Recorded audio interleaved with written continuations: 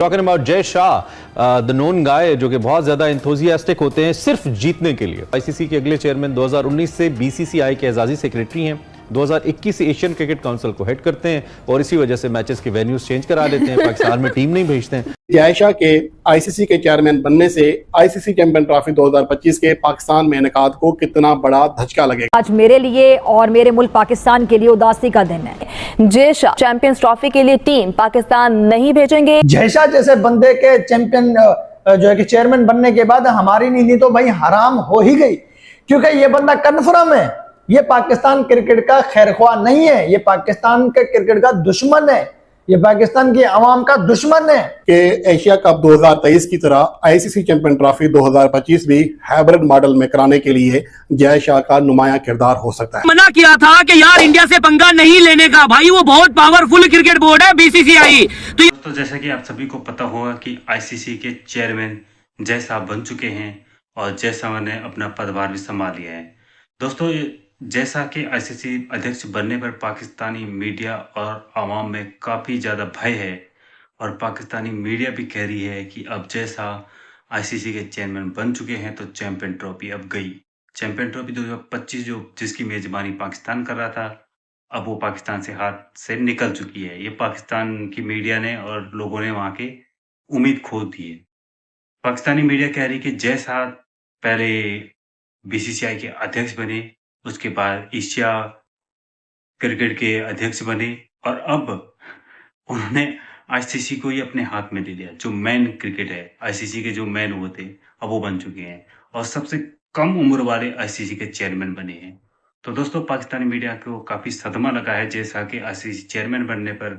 पहले पाकिस्तानी मीडिया कह रहे हैं कि हमारी टीम पहले से घटिया प्रदर्शन कर रही है और बांग्लादेश जैसी टीमों से मैच हार रही है, यूएसए जैसी टीमों से मैच हार रही है। अब तो आईसीसी जो इवेंट है वो भी छीन जाएगी। चैंपियन ट्रॉफी है उसको भी जैसा एशिया कप की तरह हाइब्रिड मॉडल पे चला गया था एशिया कप, जैसा एशिया के अध्यक्ष थे उस समय, अब तो आईसीसी के चेयरमैन बन चुके हैं और 2025 चैंपियन ट्रॉफी भी वो हाइब्रिड मॉडल पर ले जाएंगे। तो दोस्तों, पाकिस्तानी मीडिया में यह भी चर्चा चल रही है कि इंडिया ले जाएंगे वो चैंपियन ट्रॉफी। तो दोस्तों, देखिए वीडियो, पाकिस्तानी मीडिया क्या क्या कह रही है, चलो आइए देखते हैं।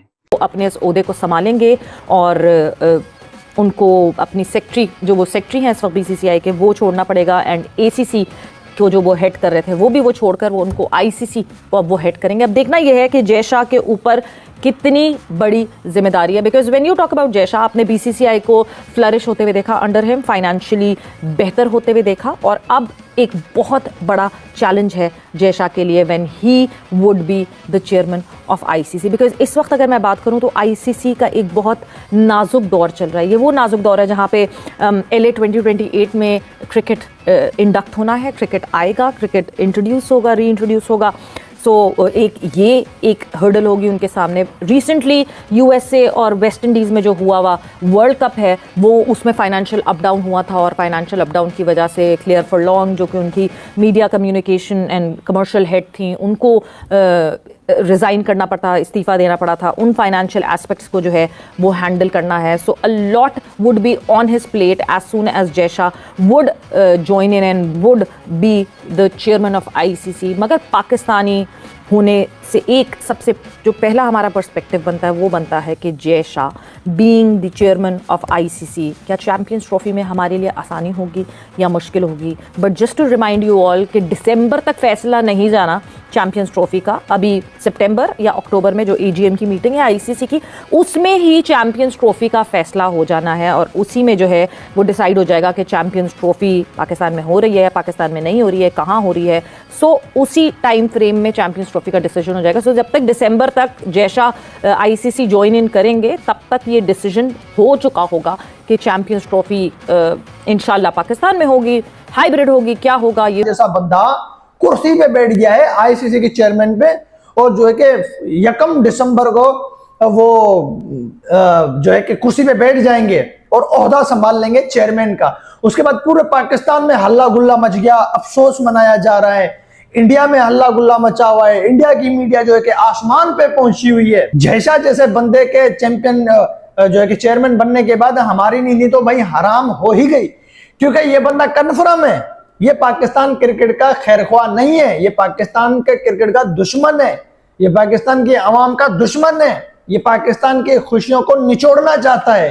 ये जय शाह, इसका मैं कह रहा हूं 110% मैं कह रहा हूं कि इसका यही मकसद है, पाकिस्तान से चैंपियन ट्रॉफी छीनी जाए, पाकिस्तान में क्रिकेट को खत्म कर दिया जाए। ये जय शाह का इरादा है, ये जय शाह ने ठान ली है, क्योंकि उसने आते ही जब वो एशिया क्रिकेट काउंसिल का सदर बना तो उसने अपनी औकात दिखा दी।